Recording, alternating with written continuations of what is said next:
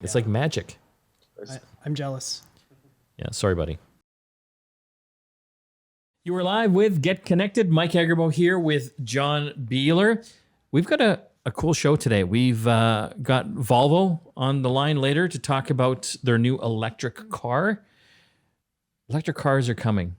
Right now, they're kind of expensive, but that price is going to drop over the next 5 years because all the major car manufacturers are coming out with electric vehicles. So that's going to mean a lot more competition. So you don't need to spend $100,000 on getting a Tesla. But the big thing I like about Volvo's approach, their car OS Yes. is Android. Yeah. So we'll be talking about this later in the show. So it's electric, which I love, and it's got some good range, but also the whole operating system inside the car, including the infotainment system, is all Android, which it's got some interesting points to it as well. We will also be talking with the folks at Brilliant. They make a really cool smart light switch. It's a home automation system that not only controls all of your lights, but every other smart thing you have in your home, from your Sonos music to your thermostat to your smart lock to you name it, they can control it. It's pretty cool. It's literally living in the future. Yes. So they're going to tell us all about that, and you might be inspired to actually put something like this in your home. We'll also be talking about the latest Google announcements. They had a big event this past week, announced the new Google Pixel 4 and a bunch of new Google Minis and Wi-Fi systems as well, that if you're in the market to make your Wi-Fi better in your home, and I think we all are because it typically sucks, their new system is actually super cool. It's like a mesh system that eliminates all the dead spots in your home, and it has they're almost like Google Minis built into the whole thing. So you have a voice assistant in every room. It eliminates the need for having multiple devices. Yeah. I've got so many of these stupid things now, so I'm interested to actually talk about that. So this week here, John, I've installed a new server in my house. I've had a server in my house for many years now, and it's getting really long in the tooth. It's an HP MediaSmart home server from at least 12 years ago, and it's been serving me faithfully. I can't believe it's lasted 12 years. That's an amazingly long time for a PC system. Yeah, so I have all of my, everything on there. I've got 5 people in my house, 3 kids, my wife, me. So all our homework and our files, everything are on there. Also, I love keeping all my TV shows and movies on there as well. And so then I can access them on all the different TVs and Xboxes and everything that I have in my house. But I know that it's going to die or burn my house down soon. So I've installed a new network attached storage device, a Netgear, NAS, again standing for network attached storage. It's essentially a smart hard drive. Right. So this one has actually 4 drive bays. I can have 4 hard drives in there. And what I'm excited about is that I also have installed Plex on it. And I haven't really used Plex before. And I know a lot of listeners out there, okay, sorry, I'll take that back. A few nerdy listeners out there have installed this. I think a lot of people, if you have a home theater server type system, you've at least experienced Plex in some form. You may not have adopted it, but you've certainly tried it. But it's interesting because I'm trying to install this thing right now, and it's got a ways to go to becoming easier for normal people to install this, because I'm having issues, but you're not a normal person, Mike. No, I'm stupid for trying to do all this stuff. I've installed it, and it's just not working 100%. The dream is that I've got a bunch of smart TVs in my house now, with and I've got Apple TVs hooked to them, and I've got the little Raspberry Pis with the Kodi home theater on them.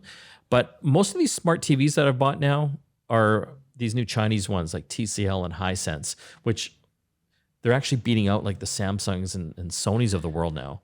Just on price. And the quality is pretty good.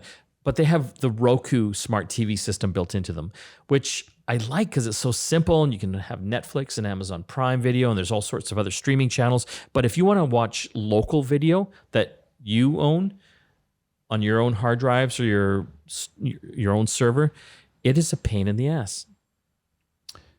I didn't have quite the same experience. Do you have Roku? I didn't do it through Roku. Yeah. I was using Plex on my MacBook to transcode videos specifically for my my VR headset. Okay. You just went way nerdy. Okay. Well, yeah, you would expect that, though. Yes, that's why I have you. Right. But my VR headset had a very specific requirement for some very high-end footage that Plex was the best way to deliver that across my network, as well as everything else, and it makes sense. The problem is I was running off of my MacBook. Yes. So every time I reboot my MacBook, I have to re-add Plex and re-log in and all that kind of stuff, versus having a home theater system like you, where you can have it sort of up 24/7. Yes. So, it'd be interesting to see how my VR headset would live in your world. Well, we have to try that out. Yeah. So I'm trying to get this going with all my Roku TVs, and it's just not working yet. Because I'm excited to make that dream happen. Because if it can work on there, then also if I'm traveling, I'll be able to log into Plex and have that on my iPhone or my iPad. And I definitely know people that have had that experience, and it works in a positive way. I think part of the problem that you have, though, is your Wi-Fi setup. And we're going to talk about mesh networking later on. Shut up about that. But I think we need to have an intervention at Mike's house and get him on mesh, because literally all the networking problems that I ever had disappeared with mesh. I know it's better, but I got to take out my router and put in a mesh router system. I got too much stuff going on. Too many family members relying on all the stuff that you're doing too. I'm not very popular. But they're going to kill you soon anyways if your Wi-Fi continues to suck. We'll talk about my popularity in my house right now coming up. When we come back from the break, we're going to talk about this new smart light system. It actually fits in your existing light switches. It is freaking amazing. It's called Brilliant. It's from the US. They're just coming into Canada. It's probably the best one I've come across yet because it integrates everything. If you've got a video smart doorbell, a smart lock, networked music system, it ties it all together and it works and it's simple that everyone in your family can use. You're listening to Get Connected here on the Corus Radio Network. Back after this. You're back with Get Connected. Mike Agerbo here with John Biehler. Let's talk electric cars now. They are coming in force. One of the big guys, Volvo, is coming out with a new model. On the line, we've got the managing director from Volvo Canada. His name is Matt Girgis. Thanks for joining us, Matt. No problem. Thank you guys for having me. Let's talk about your new car, the first fully electric Volvo XC40 Recharge. What's it all about? Yes, so the Volvo XC40 Recharge. So it's our first fully electric car. So we're super excited about that here in Canada and globally as well. We are launching it. Well, we launched it now. We had our release yesterday, but we are going to have it in the market in the second half towards the end of the year next year. So we're very excited about it. A lot of good stuff coming with electrification. What kind of range is this particular car going to have? So in Canada, it's EPA tested for 320 kilometers, just a little bit over that. So the range is quite competitive. And do we know pricing yet on it? We don't have pricing yet to discuss, but it will be competitive in the marketplace. And this particular model, what competitors are you going after with this one? Who's it kind of aimed at? Well, I would say that what we're trying to do is give customers what they want in terms of electrification. So really what we're trying to do is offer up this option to our customers. It's our first fully electric car, but it's the first of many. So what we're going to do after launching the XC40 Recharge is to have a fully electric variant of all of our vehicles after. So really what we're trying to do is not necessarily target a specific competitor, but what we're trying to do is electrify our range so that we give customers options across our entire range. Well, that kind of makes sense. So it's just not like one vehicle, exactly. like one electric not vehicle. One vehicle, but all of the lineup electrified. Tell us about the operating system. I understand they're going to have the Android operating system inside the car running it. Yeah, exactly. So as our in line with the announcement we had yesterday, there's two kind of big pieces of news. One is the electrification strategy, in line with how we're trying to move around sustainability, which we could talk about too. And then also the development we've made in infotainment. So we are together with Google launching for the first automotive company, Android operating system in the car. So it's going to be very intuitive. You're going to have Google Maps. You're going to have Google Assistant. It's going to be very seamless and intuitive experience. So we're very excited about that. First, in terms of infotainment, together with a strong partnership with Google. So it's going to be great. Let's just talk about the car. I guess for a lot of people, there's still range anxiety with electric vehicles. What do you say to those folks? Well, we can understand that, and electrification is something new that we're building on together. So we're super focused on not just the product, but making sure we give our customers access to the infrastructure around so that anxiety is reduced. So, for example, as part of the Android operating system that we're going to have, Google is going to be able to tell all of our customers, hey guys, here's quick access to the infrastructure around you. So we're doing what we can to reduce that anxiety. Very cool. Let's talk about your overall climate plan as well when it comes to reducing your carbon footprint. What's happening there? Yeah, so Volvo is very known for safety, right? And our focus on safety, we've built this into the core of our DNA. Now the next phase for us is sustainability. So, safety is important for people, but how important is it to take care of the planet in which we live in? And we feel like we do need to have a very big accountability over that. So electrification is just one piece of taking concrete steps towards improving sustainability and taking care of the planet. We're also looking at improving not just the emissions from our tailpipe, but also across our entire supply chain, reducing the carbon footprint. So when we talk about our relationship with our suppliers, we're working with them to make sure that they are acting sustainable. And when we talk about even the material we're putting in our cars, it will eventually be 25% recycled material, which is going to help with the environment as well. So Volvo's taking concrete measures in order to play our part in improving climate change and our carbon footprint overall. That's amazing. 25% of future cars would be made up of recycled material. So out of like plastic bottles and straws, or well, we'll make sure that the material that we're putting into the car as much as possible is recycled. That's very very cool. So this is the first one. You said it's coming out in late 2020. Do you have a roadmap of additional vehicles coming down in the next few years? Yeah. So every launch that we're going to have after the XC40, we're going to have a fully electric variant of the vehicle. We're talking with Matt Girgis. He's with Volvo Canada. Where can people find out more information about this car? They can visit our website and find out more information. We're happy to give more details about what's to come. Fantastic. Thanks for joining us today. All right. Take care, guys. When you come back from the break, more tech to talk here on Get Connected. Stay tuned.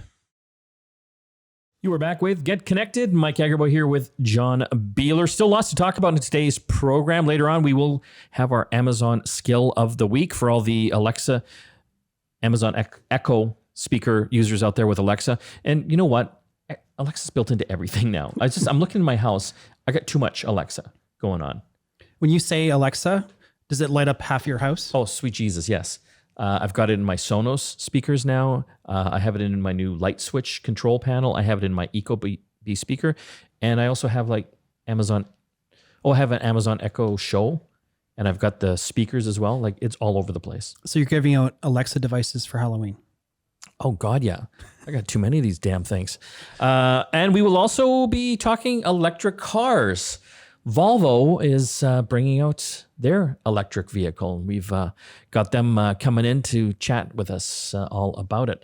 Let's talk, though, now about Google. They had a big announcement this past week about all their Pixel and Nest stuff. They've announced a new Pixel phone and updates to the Google Minis and their Wi-Fi system as well, which those are all branded under their Nest brand just to confuse people even more.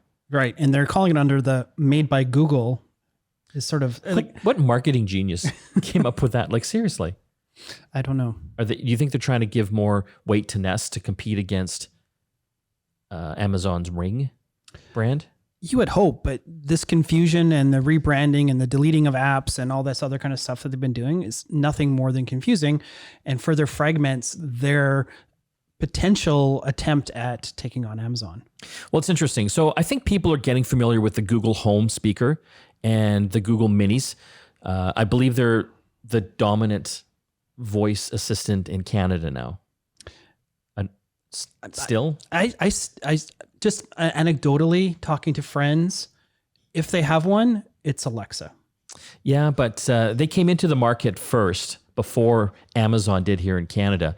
In the rest of the world, Amazon is kicking their butt. Like Yes. hands down, 75% market share or above, depending on the country. But here in Canada, it's been Google leading because they had the early lead. Yeah. But you're right. Like I can't help but think that Amazon has at least caught up. We'll have to look up that stat Yes. and get back to the listeners on that. But okay, so the Google Minis and the Google Home, but now they've branded them under the Nest brand. Nest is their home thermostats, their smoke detector, their cameras, and now they've put the Google Minis, their Nest Minis Nest Mini 2nd Gen is what they're calling it by Google. by Google. Jesus. Okay, but they didn't update the Home. Not yet. No. No. So what's new with the Mini? The usual thing, they have some new colors. They have apparently better audio. It's just another iteration of it. Yeah. The thing that I got really excited about though was the Nest Wi-Fi. Okay, let's cover that. What are we So looking at? what they've basically done is they've taken the idea of the smart speaker and they've thrown in a mesh network into it. Got it. So you get 2 devices for the price of 2 devices as one unit though. Yeah. So again, mesh networking for the listeners at home. This is the latest generation of Wi-Fi routers. So, you have Wi-Fi in your home and it's always been crappy because that Wi-Fi router is typically in the corner of your house. Well, it's wherever your internet service comes in. And that's never in the middle of your house. That's in a dark corner somewhere. Right.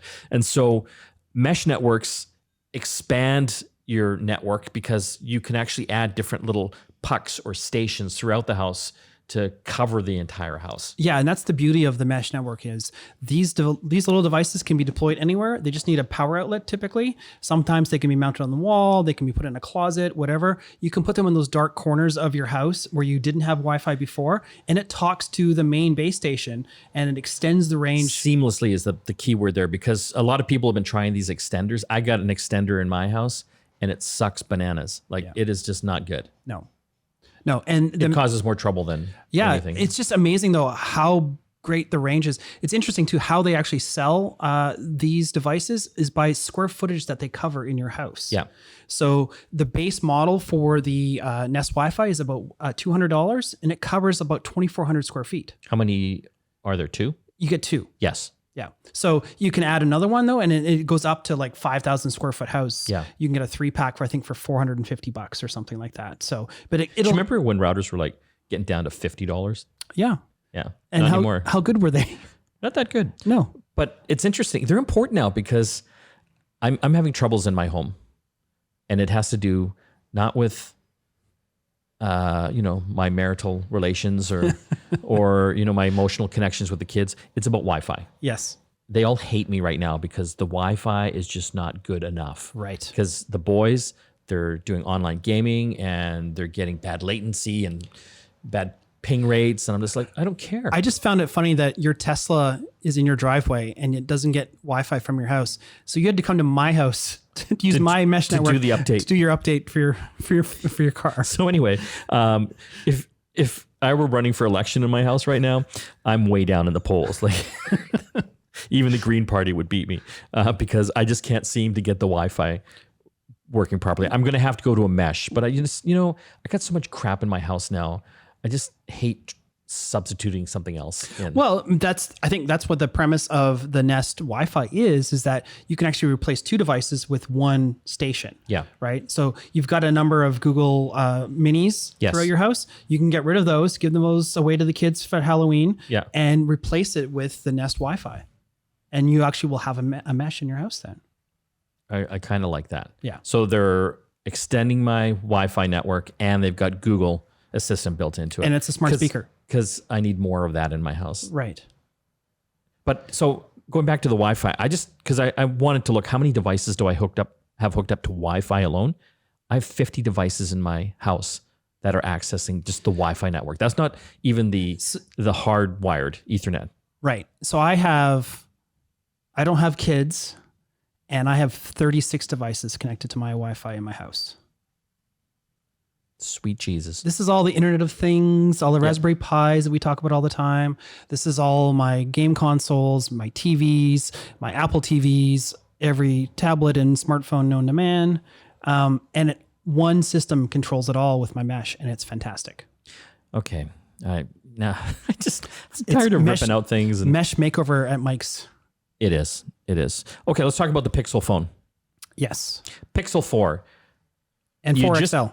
You just bought a Pixel 3 6 months ago, and you're a loser now because the Pixel 4 is out. Do you think it's worth the upgrade? It depends what you're using it for. It was interesting, though. They decided to only go with 2 lenses, where everybody else is going 3 or more. Yeah, but still, their cameras are excellent. They are. Yeah. They're really good. But one thing they took away, which was kind of surprising, is they took away the unlimited photo uploads. If you had a Pixel 4, you had that as a feature. Pixel 3, you mean? Pixel 3, sorry. Yeah. Pixel 4, not anymore. Do you think they figured they were giving away too much cloud space for free? Maybe people were using it because they have such good cameras on those phones. Yeah. But the other challenge too is that they only have a 64 and a 128 gig option for these devices. Yeah. Which is probably fine for most people. I would have liked to see a 256. It doesn't matter to me anymore because most of the stuff's up in the cloud. So, but if your cloud's not unlimited anymore. I know, but I have an iPhone. You don't have you have an iPhone. You don't have unlimited. No. So you're paying for cloud storage. Yeah. But I don't store my photos in the cloud the way the auto upload features that people use with the Photos app and stuff. Why? Because I don't want to be waiting time for that stuff to go up there. I rather have all my phones local or all my photos local. Yeah, but it's all seamless. I don't even notice. Yeah. So to me, the memory storage size on the phones is irrelevant now because everything's going to the cloud. Yeah, but if you shoot a lot of 4K video. Yeah. How much 4K video are you shooting? Lots. Okay, but you're a weird Uber nerd, right? And it's great footage, don't get me wrong. Yeah. But, okay, so Pixel 4, more iterative. Yes. Yeah. Yeah, definitely more iterative. There's no fireworks going off as far as oh my God, this thing is just 10 times more amazing than the Pixel 3. The one example that I came across that I thought was really interesting is they have an app called Recorder. Okay. And it's built in. And what they've done is they've managed to have a transcription service built into the phone using artificial intelligence. So you can plug the phone down, run the Recorder app, and it'll transcribe a meeting, a speaking engagement, a conversation with your family, and you'll have all that transcribed in real time on the phone, no cloud back and forth at all. Oh, it's just natively on the phone. That's cool. So, I mean, that's taking advantage of all their sort of smarts in the artificial intelligence realm and putting it in an offline version that lives on the phone. So for the Pixel 3 users out there. Sorry. But is it worth getting the Pixel 4? No. Pixel 2, maybe. Yeah, for sure. Yeah. Yeah. But, if you just got the 3, you're going to be fine. You'll still be happy. I don't think you're really missing out on anything yet, but maybe that will change when we get our hands on one. We're going to have to take a break. When we come back, we're going to be talking about Volvo and their electric cars. It's boxy, but it's good. You're listening to Get Connected here on the Chorus Radio Network. Back after this. You are back with Get Connected. Mike Agerbo here with John Biehler. Going to talk about smart home control. One of the perks of being nerdy guys is we get to try out a lot of these smart home devices. And it's exciting times we're living in. You can really do some really cool stuff with smart lighting, home automation, things like Amazon Alexa and Google Home. But John, I don't know if you find this. A lot of times it sounds cool, like what the product can do, but it doesn't always live up to the dream. Never happens. Never happens. Well, I've actually come across something that I just installed a few units in my house, and I'm all about the smart lighting. I love being able to control the lights in my house through my Amazon Alexa or on my phone, because the kids and everyone always leave the lights on all over the place. So now I don't have to get up from the couch. So I'm getting fatter, but that's okay. So I came across this smart lighting system from the US called Brilliant. And it's like it goes right into your light switch socket. And they've got different sizes, like the one switch right up to 4 switches. On the line, we have got the founder and CEO from Brilliant. His name is Aaron Emigh. Thanks for joining us. Thank you so much for having me. So far, I gotta tell you, Aaron, this thing actually works. We're going to talk about what it does, but it's probably one of the coolest ones that I've come across to date. If you look at it, and again, it comes in the different sizes. The main part of it is a large touch screen that has all the information that you want. So you're able to control your lights. There's actually a video intercom on it as well. So you could actually video intercom between your different rooms. It can tie in with things like your Ring alarm system and cameras and video doorbell. It's voice activated as well. It's like you're living on the Enterprise. It is like I'm in a Star Trek episode. It works. This is like one of the few times where I'm like, this is working too well. What's going to happen? Aaron, tell us about Brilliant. How did you guys start?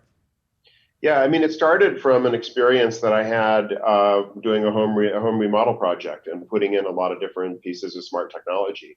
And I found that I really liked them, and they were valuable. They perform useful functions, but I really started to dislike the experience of using my house, because if I'm sitting on my couch and I want to adjust the volume of my music or lock my door or whatever, and I got to go get my phone and authenticate myself to it and launch an app and navigate some menus, and by the time I'm able to do something, I'm really resenting the fact that I have a smart home at all. And I felt really strongly that what we needed was just a capability that was there in the house for anybody who was in the house to be able to use it and to be able to access all of the different functions of the smart home from anywhere in the house. And we decided to do that by replacing a standard light switch with this touch panel with microphones for voice and with camera and so on. And that way you can pick and choose all throughout the house where you want to control it, and just replace a light switch wherever you want to be able to control your house from. And it's just like replacing a standard light switch. It really is a transformative thing in terms of opening up the house for everyone who's in it to be able to use all of the capabilities it has without going crazy with a million different apps or trying to remember exactly what to tell to a voice service or what have you. We do build Alexa into it as well. It took us about 4.5 years of R&D. It was a lot of work because there's a lot of complexity there. And the hardest thing sometimes is to make things simple. So we've been gratified to have it out in the market for a little over a year now. Aaron, you know what I like about it is being like a nerd, and I do a TV show and radio show around technology. As you can imagine, I have all sorts of crazy stuff in my house, like all different pieces. I've got smart switches from Leviton. I've got smart light switches, Wemo ones. I've got a Sonos music system, Ring video doorbell. What I like is that it actually talks to all of them. It brings them all together. Even my Ecobee thermostat. Like, I can control everything, not only from that little video panel, but because it's got the Amazon Alexa voice assistant built into it as well, I can control everything with my voice, and it works. And I know I keep saying that. You're probably tired of me saying it, but it doesn't always work out that way. It doesn't always work. It rarely works out that way. Like, how difficult was that, getting all that stuff together, Aaron? Yeah, that's a huge amount of work because there's a lot of complexity, a lot of different APIs, a lot of different partnerships.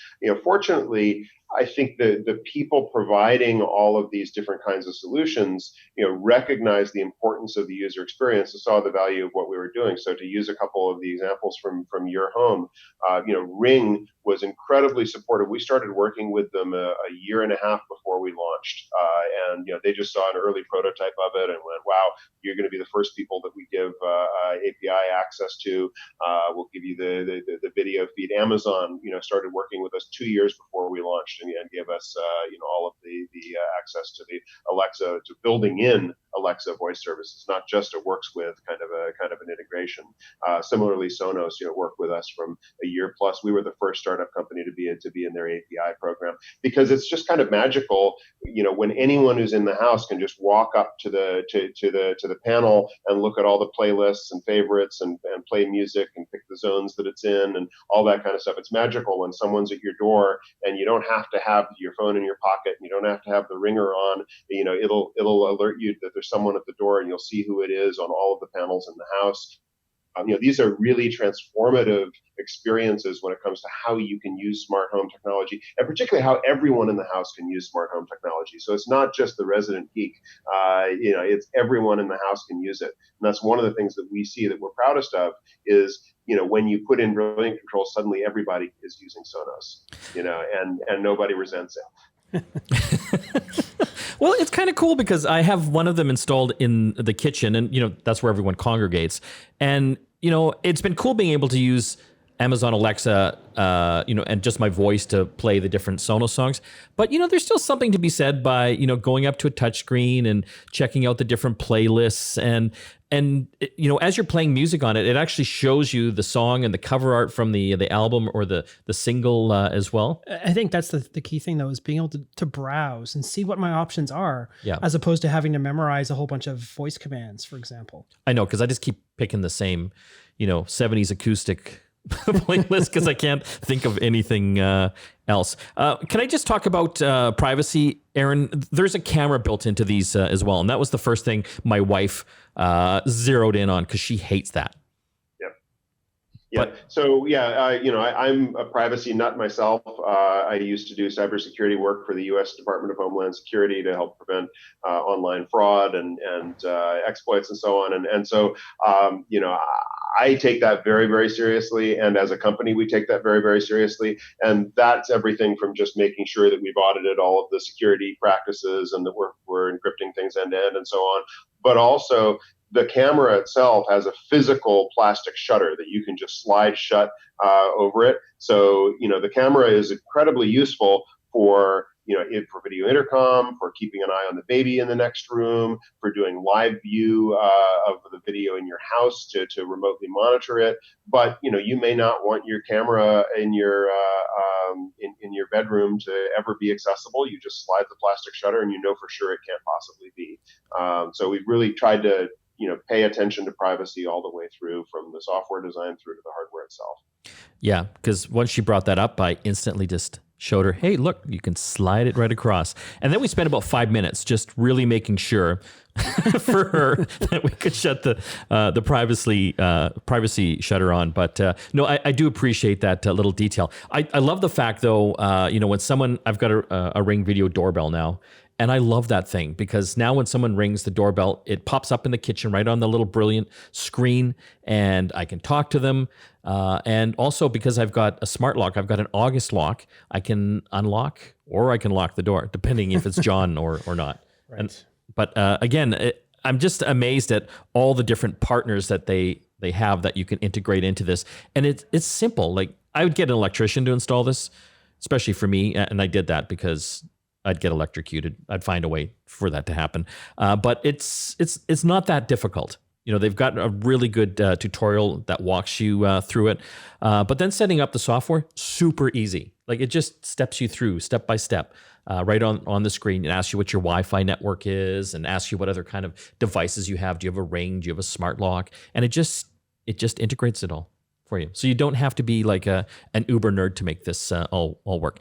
The pricing, it sounds like it's expensive, but when you compare this type of system to like some of these high-end smart home systems, which, we're like in the tens of thousands of dollars. I think the single switch starts at about $299 US. Am I correct on that, Aaron? Yeah, that's exactly right.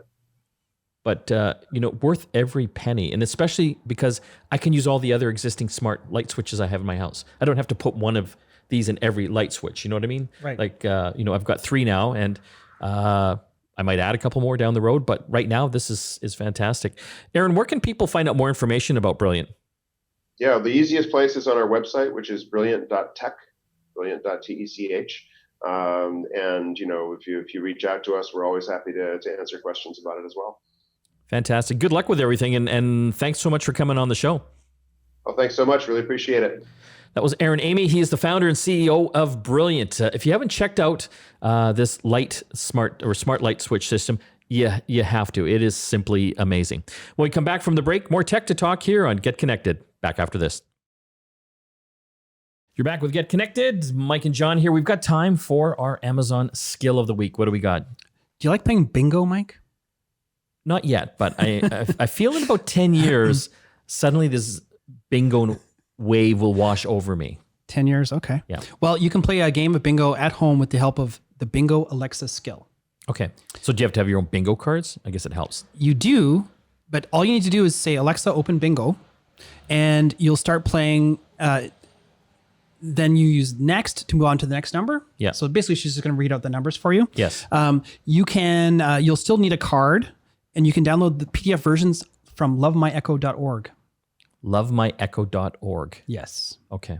Yeah. But for this skill, I have to download it from the Alexa store. You do need, well, you need to install this skill. Yeah. So it's the Bingo Alexa skill. Yeah. And then basically when you run it, just make sure you have your PDF bingo cards ready and you're good to go. You don't need this. You don't need the daubers. You can just use a pencil or something. But the daubers make it fun. It could be. Okay. And what's the skill called again? Bingo Alexa skill. That's all the time we have left for Get Connected. Don't forget to listen to our sister show, The App Show, every Sunday here on CKNW and across the Chorus Radio Network. We'll see you again next time.